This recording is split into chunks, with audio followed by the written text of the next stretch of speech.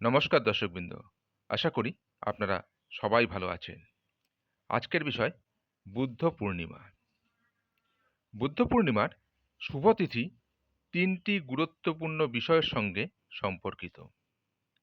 এই পুণ্য তিথি কেবলমাত্র সনাতন ধর্মের নবম অবতার এবং বৌদ্ধ ধর্মের প্রবর্তক ভগবান গৌতম বুদ্ধের জন্মতিথি নয়।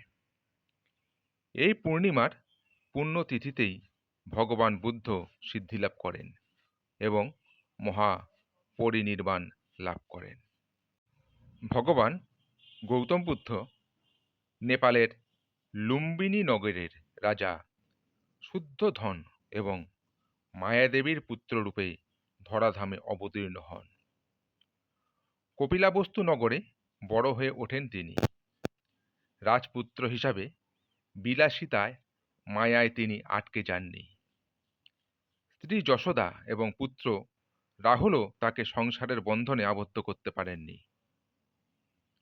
সন্ন্যাসী এবং শবদেহ দেখে গৌতম বুদ্ধের জীবন সম্পর্কে ধারণার পরিবর্তন হয়।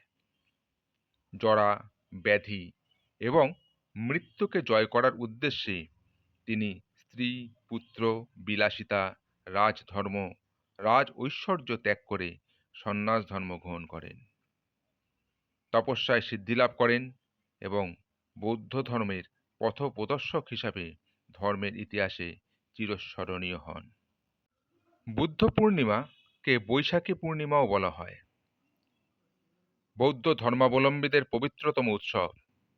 এই পূর্ণোৎসব বৈশাখ মাসের পূর্ণিমা তিথিতে উদযাপিত হয়। বৈশাখী পূর্ণিমা দিনটি বুদ্ধের ত্রিস্মৃতি বিজড়িত। এই পবিত্র তিথিতে বুদ্ধ জন্মগ্রহণ করেছিলেন, বুদ্ধত্ব করেছিলেন এবং মহা পরিনির্বাণ লাভ করেছিলেন।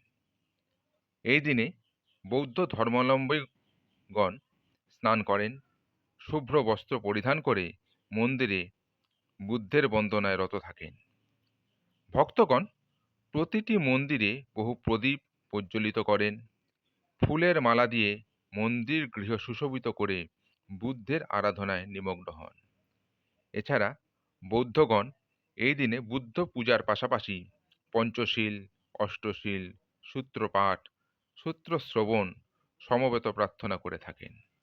গৌতম বুদ্ধ ৮০ বছর বয়সে হিরণ্যবতী নদীর তীরে কুশিনারার মল্লদের শালবনে জীবনের শেষ নিঃশ্বাস ত্যাগপূর্বক তিনি মহাপরিনির্বাণ লাভ করেন। এই মহাপরিনির্বাণ লাভের ক্ষণ ছিল বৈশাখ মাসের পূর্ণিমা তিথি। আজ এই পর্যন্তই। নমস্কার।